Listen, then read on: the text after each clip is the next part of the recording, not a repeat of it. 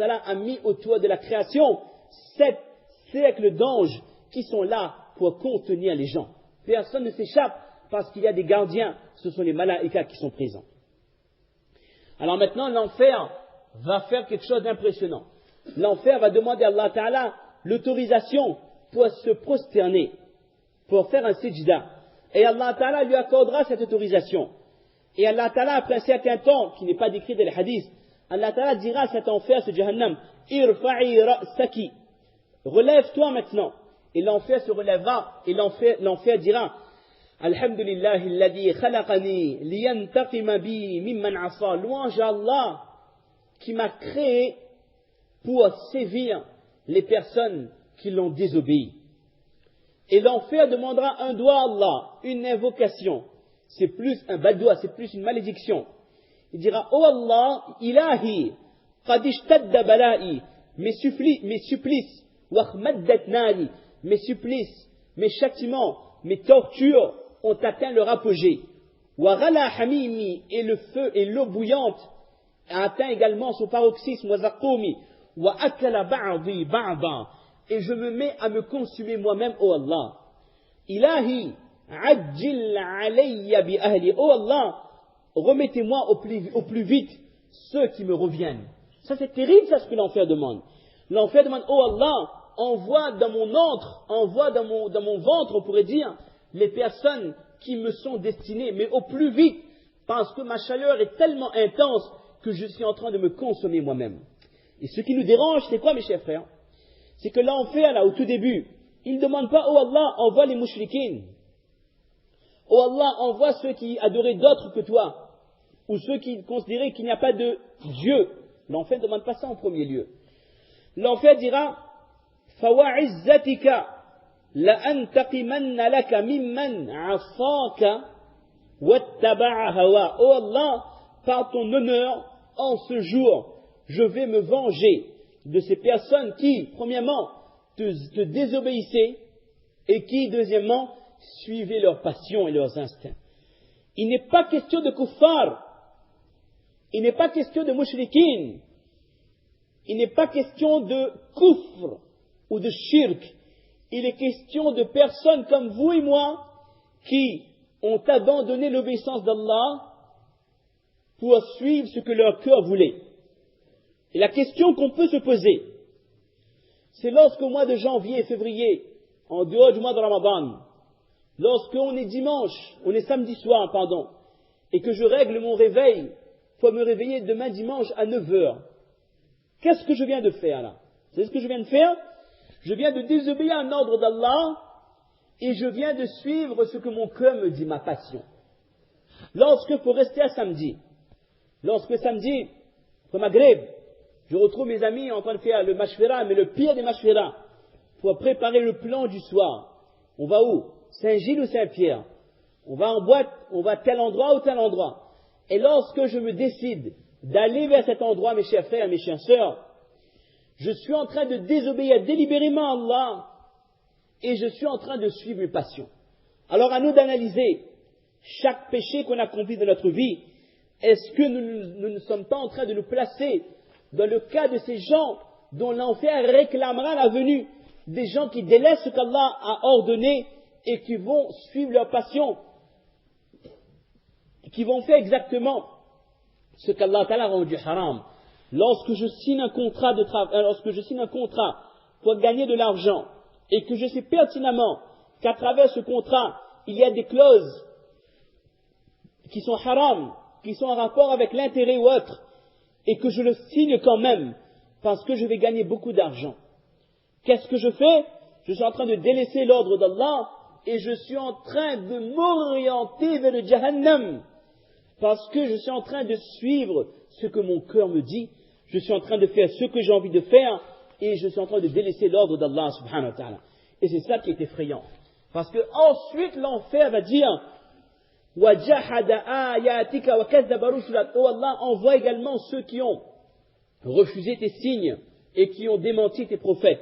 Et ensuite il dit وَجَعَلَ مَعَكَ إِلَهًا غَيْرَكَ, et qui ont adoré d'autres que toi. Deuxième catégorie, c'était qui? Les kuffars. Et troisième catégorie, c'était qui? Les polythéistes, ceux qui adoraient d'autres qu'Allah.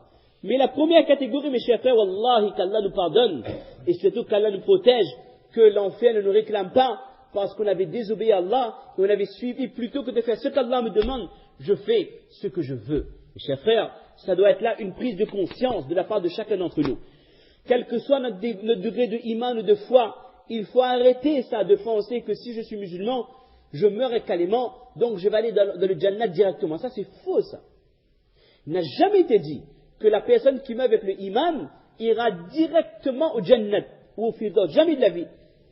Il y a une étape qui s'appelle le purgatoire, lorsqu'on passe de l'enfer, pour nous laver des péchés accomplis. Mais c'est ça exactement ce que l'enfer réclame. Alors lorsque les gens entendront cet appel, ce doigt, cette invocation de la part de l'enfer, qu'est-ce qui va se passer, mes chers frères, mes chères sœurs, dans la tête des gens? Les gens, ils auront déjà vécu la résurrection. 70 années passées sous le soleil. Ils ont vu le ciel se fendre, les anges des 7 cieux descendent. Ils ont vu l'enfer. Ils ont réalisé que maintenant on ne peut plus fuir. Ils ont entendu les 3 catégories de personnes que l'enfer réclame. Et maintenant, quelle est l'angoisse qui habite le cœur de ces gens? Ils ne savent pas qu'est-ce qui va se passer.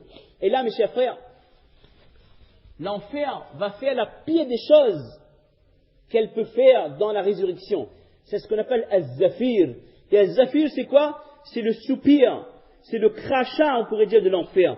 C'est lorsque l'enfer va cracher du feu sur les gens qui sont ressuscités. Et il va le faire à 4 reprises. La première fois, lorsque l'enfer va cracher du feu, il y aura autant de flammes qui sortiront de l'enfer, mithla adadi nujum as-sama, autant de flammes qu'il y a d'étoiles dans le ciel. Et cela touchera les kuffars et les pécheurs.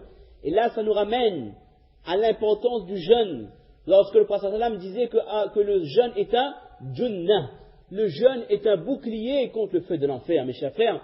Celui qui a des actions dans son livret de hasanat, Inch'Allah, sera protégé de cette manifestation de colère de l'enfer. Il dit dans les hadiths, dans les riwayat d'Ibn al-Jawzi, entre autres, il dit que si le dunya existait encore, alors ces montagnes seraient exterminées, ces fleuves seraient éteints par la chaleur de ces étincelles qui sortent de l'enfer. Et si la mort existait encore, toute l'humanité sera déjà morte par la chaleur qui sera dégagée, pas des flammes, par les étincelles de l'enfer. Et il continue, il dit que, tandis que la personne qui aura la taqwa, qui aura la crainte d'Allah, fala sara hijaban bainahu wa baina sharri jahannam, il y aura un voile, il y aura une protection, un hijab, un parda entre lui et ces étincelles de l'enfer. Allahumma ja'alna minhum. La deuxième fois que l'enfer va se manifester, az-zafratu thaniya, Ibn al-Jawzi il décrit que les gens vont tellement pleurer de crainte et de peur qu'il ne restera plus de larmes dans les yeux des gens. Et wa balagha bayadul ayni ala sawadiha, le blanc des yeux recouvrira le noir des yeux, tellement les gens y pleureront par peur de ce qui est en train de se passer. Lorsque l'enfer crachera ses étincelles une 3e fois, ce sera encore plus terrible. فَلَا يَبْقَى مَلَكٌ مُقَرَّبٌ وَلَا نَبِيٌّ مُرْسَلٌ وَلَا وَلِيٌّ وَلَا صِدِّيقٌ إِلَّا جَثَى عَلَى رُكْبَتَيْهِ. Il n'y aura pas un ange, ni un prophète, ni un homme pieux, un saint, qui ne tombera pas agenouillé sur ses genoux. Donc, tellement ils imploreront Allah de les protéger. Hatta Ibrahim wa jami' al-mursalin, même Ibrahim alayhi salam, il est dans certaines sources de Ka'b al-Ahbar, il dit que wayansa Ibrahim Ismaïl. Ibrahim oubliera son fils Ismaïl et Ishaq et il dira Ya Rab, ana khaliluka Ibrahim. Oh Allah, comme si il dit n'oublie pas, je suis ton khalil, je suis ton bien-aimé Ibrahim. Tellement même les Anbiya ils tomberont à genoux, agenouillés sur leurs genoux, donc par peur de ce qui est en train de se passer. Et lorsque l'enfer crachera une 4e fois, mes chers frères, mes chères sœurs, ce sera encore plus terrible. Même les zabaniya, fatulqa az-zabaniya ala wujuhihim ajma'in, les zabaniya ne pourront plus contenir l'enfer et ils tomberont face premier sur le sol de la terre de la résurrection. Et là, les gens vont s'enfuir, vont courir. Ce sera une panique générale. Les gens essaieront de trouver un endroit où s'enfuir. Et là, dans les versions, il est dit que Jibril et Mikaël alayhim assalam vont s'accrocher, bisaq et l'arj, ils vont s'accrocher au arj d'Allah tellement ils auront peur de la manifestation de l'enfer. Et chaque ange dira, nafsi, nafsi, la as'aluka al-yawma ghayra, oh Allah, protège-moi, oh Allah, protège-moi en ce jour, je ne demande rien d'autre que ça. Une fois, il y avait Omar ibn al-Khattab qui a vu Ka'b al-Ahbar, il a dit, oh Ka'b, effraie-nous, rappelle-nous quelque chose qui nous fait pleurer, qui ravifie notre foi pour qu'on ait la crainte de l'au-delà. Et Ka'b a cité cette version, un hadith qui se rapproche de cette version.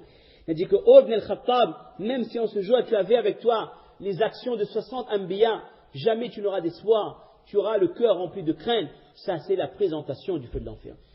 Si quelqu'un comme Omar ibn al-Khattab, il a besoin parfois de renouveler sa foi, qu'on le rappelle des difficultés de l'au-delà, alors nous, tellement pécheurs que nous sommes, nous avons grandement besoin d'un rappel sur les étapes qu'il y aura, mes chers frères, dans l'au-delà. Maintenant, Jibril alayhi salam, par ordre d'Allah, va s'adresser à l'enfer. Jibril va dire, Allahu ta'ala yaqulu laka at-ta'a. Il dit, oh Jahannam, Allah ta'ala t'ordonne de l'obéir. Et l'enfer dira, wa izzatullahi wa azim jalali.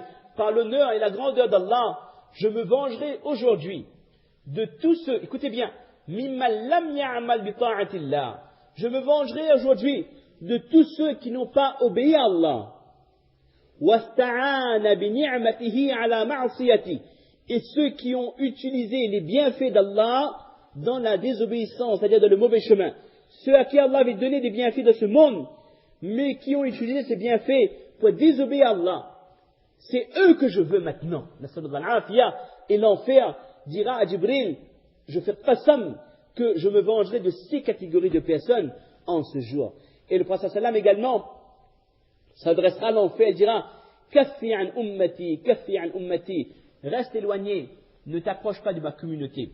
Et ce que j'ai oublié de dire tout à l'heure, c'est que lorsque l'enfer se présentera et que même les Anbiya auront peur, le seul homme qui n'aura pas peur en ce jour, ce sera notre prophète Muhammad, Mustafa sallallahu alayhi wa sallam. Il sera à l'abri de tous ces tourments, de toutes ces craintes.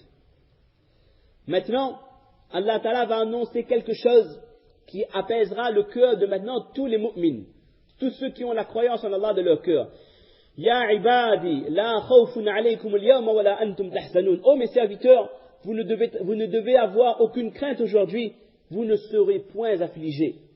Ibn al-Jawzi, il dit que lorsque les gens entendront cet appel, oh mes serviteurs, n'ayez pas peur, tout le monde aura l'espoir que moi aussi peut-être je fais partie des serviteurs d'Allah. Mais lorsque la suite du verset sera lue, alladhina amanu bi ayatina wa kanu muslimin, ceux qui croient en nos signes et sont muslimin. Là, ceux qui n'avaient pas iman, ils comprendront que c'est fini, il n'y a pas d'espoir. Mes chers frères, les mufassirin expliquent le sens du mot wa kanu muslimin. C'est tellement profond, on ne peut pas traduire par ils étaient musulmans. Non, c'est trop simple. Muslimin, c'est quoi? Ça vient de al-istislam. Les gens qui se sont dévoués à Allah. Les gens qui se sont soumis totalement à Allah. Et la soumission à Allah, c'est quoi? C'est je ne fais rien qui déplaît à Allah et je fais tout ce qu'Allah m'a demandé de faire, le maximum que je peux, dans la limite de mes possibilités. Ça, c'est ce qu'on appelle al-istislam. Je me remets, je me soumets totalement à Allah subhanahu wa ta'ala. Ces gens-là, ils seront apaisés. Également, maintenant, on va essayer d'aller un petit peu plus vite, sauter quelques étapes pour terminer à l'heure. Maintenant, on finit cette étape, on ne va pas donner plus de détails. Lorsque les gens qui ont la foi, ils seront rassurés, alors les anges, ils se tiendront prêts. Ils attendent qu'est-ce qu'Allah Ta'ala leur donne comme ordre. Alors maintenant, Allah Ta'ala va ordonner au Jannat, au paradis maintenant, de prendre dans son sein les personnes qui font partie des élus d'Allah. Il y a, après l'étape de la vision de l'enfer, 3 catégories de personnes. Dans certains hadiths, on parle de 3, d'autres plus, qui seront appelés pour accéder au paradis immédiatement, directement, bidouni hisab, sans livrer de compte, sans mizan, sans pont sirat.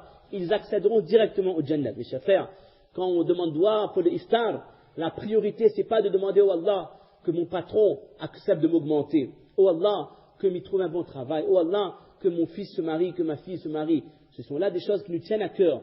Mais la priorité, oh Allah, accorde-moi le Jannat sans rendre compte. Ça, accorde-moi la